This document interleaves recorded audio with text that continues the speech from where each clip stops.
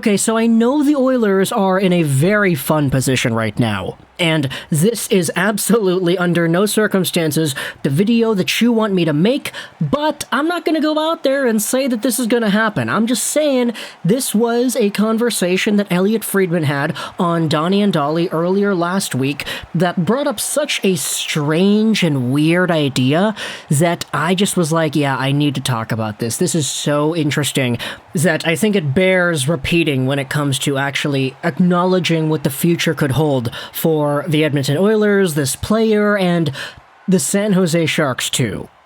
So, today we're talking about Evander Kane, the best goal scorer in the 2022 Stanley Cup Playoffs. He's a guy that's had his ups and downs. We're not going to focus on the downs. We're not going to focus on the off-ice stuff. We're going to leave that for another video if there even is an opportunity to talk about those things once again. But Evander Kane, at this moment in time, is an Edmonton Oiler. And he's a really good one at that.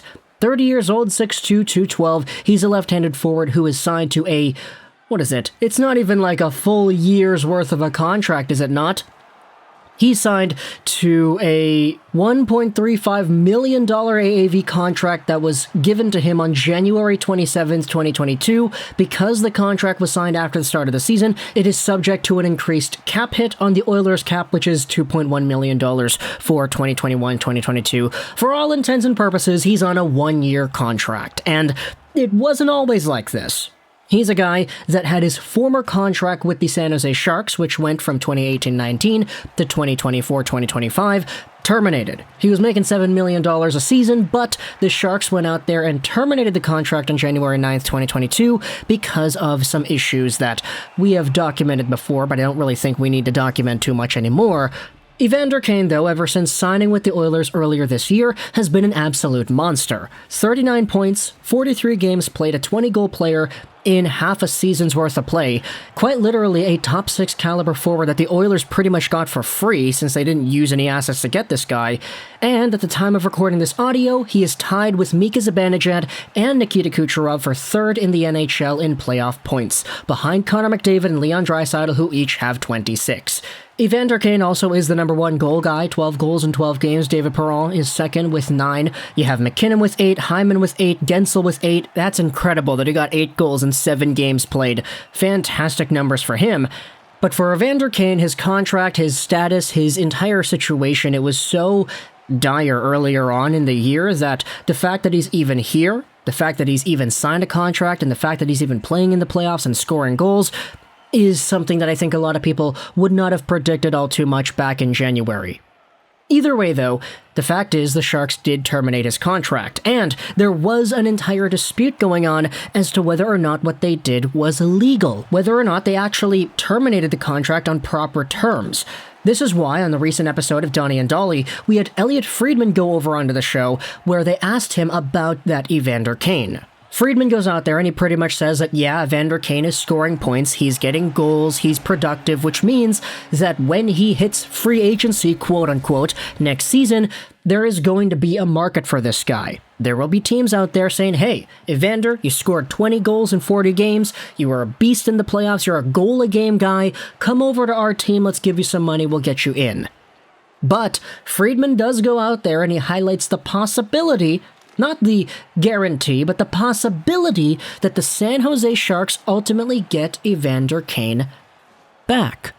Friedman says what happens, for example, if Evander Kane's contract with San Jose gets reinstated. All of a sudden, he'll be back in the Shark system making $7 million a year, and the Sharks will have a few options here. Obviously, they could keep the guy on their team, which probably is not what they want to do, considering they terminated him in the first place, and he was not particularly seen as the most beloved San Jose Shark out there. But if he does get his contract reinstated, Friedman suggests the idea of the Sharks going out there and trading him away. He's got a modified no-trade clause on the contract that he had with San Jose, but considering all the circumstances, the fact that he was playing on another team, and the fact that the Sharks terminated him in the first place, I don't really think Evander Kane would go through the hurdles, the ups and downs to try to make sure that modified no-trade clause is honored. I think it would be a lot more likely for him to just say, yeah, okay, screw it, trade me wherever because I'm getting the money back again. But it is a really strange possibility that could ultimately work very well for the San Jose Sharks in their favor. Maybe if the NHL goes out there and reinstates the Sharks contract with Kane, San Jose fans should be going out there watching these playoff games and saying, yeah, go Edmonton. I hope Evander Kane gets another hat trick. I hope Connor McDavid sets up Evander Kane for even more cross-crease goals. I hope this guy makes his profile so worth it that if the San Jose Sharks get his contract back because it's reinstated, they all of a sudden have one of the best players in the entire 22 playoffs at their fingertips, ready to get traded and shipped off to another team. Sure, it would take away the entire idea of Evander Kane's choice of saying, okay, I technically don't have a contract, I can sign wherever I want, what teams are willing to give me money, let's go to that team. But at the same time, Friedman does make it clear that, yeah, before we talk about Evander Kane's future in the NHL, whether or not he signs or goes to or plays anywhere else, we need to make sure the San Jose thing is sorted out first, because it's not likely, but it's possible that he becomes a Shark again by name, and all of a sudden he's making $7 million a season again for the next 3 years, because that contract goes on until 2025.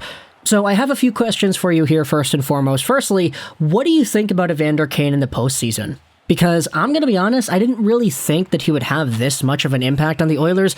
I know that it's easy to say, okay, when a team focuses all of their chops on Connor McDavid, it opens the door up for other players to step in and fill those gaps and start getting under the noses of other teams as well. You have Zach Hyman just going around the net, throwing it on goal, and hey, it beats Jacob Markstrom. You have all these other players throughout the Oilers lineup who have showed up and done their part throughout the first 2 series here, and Evander Kane definitely has been one of them, but did you expect 12 goals in 12 games? I mean, sure, there was a hat trick thrown in there, but like, come on, the guy has been fantastic. You can see just the love that the Oilers fan base has for this guy. Screw all the controversy, screw all the stuff he's done in the past, screw the gambling, screw the teammate conflict and all that. I've seen a lot of Oilers fans saying, hey, this is a good hockey player and he plays for our team, so I'm going to cheer. Now, there were a lot of other controversies that were a lot worse than just, teammate conflicts and betting on your own games, which we're not going to get into here, but if there's one thing that I've learned from watching the NHL year in and year out, it's that NHL teams don't care how bad of a person you are off the rink. At least, that's what it feels like when we see stories coming out time in and time again like we have been over the past few months. It's unfortunate, but some team is going to be chomping at the bit to get Evander Kane if that guy hits free agency or if he becomes a Shark and he's available for trade again. Heck, remember when the Sharks were trying to trade Kane the first time? They said they were like, yeah, 50% retained, we're fine with that. If we eat $3.5 million a year till 2025, that's okay. Because at least we'll be getting rid of this guy. We don't want him on our team that badly. Anybody, please take this guy. And unfortunately, there were no takers, which is why there was the entire contract termination process in the first place. But now, hey, there seems to be a lot more value in this player ever since his playoff run and the success he has had with Connor McDavid. So all of a sudden, there's a lot more of a market, I would say, for Evander Kane. And to be honest, while I did say I'm kind of surprised to see Evander Kane do as well as he's been doing with the Oilers, I'm not too surprised that 6 months after the January termination that he had, we're already talking about him as a potential free agent or another piece that teams could see value in because he's pretty talented at hockey. Even last year, he was under a point per game for the Sharks, despite all the controversy and the crap that was going on behind the scenes. We always knew that he was good, it's just this is the type of player that some people would prefer not to have in their organizations. So, talk to me in the comments if you're a San Jose Sharks fan. What are your thoughts about Evander Kane potentially getting reinstated and going back to your team? How much do you think you could fetch for this guy on the trade market if you trade him with 50% salary retained, for example? And would you want this to happen? I know a lot of people might just say, yeah, no, it's a big headache. We weren't able to find a suitor for him, but you got to acknowledge that now things are kind of different. This isn't the Evander Kane that is tainted with all the controversy that he had earlier in the year. This is an Evander Kane who is tainted with all those controversies, but he is a goal-a-game player in the playoffs.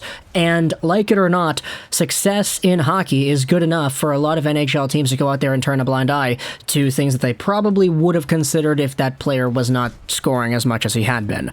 So talk to me in the comments all your thoughts. A video is going to be in the description, or a link to the video on Twitter is going to be in the description if you want to listen to what Friedman said on the Donnie Dhali show. I hope you enjoyed this video, and bye.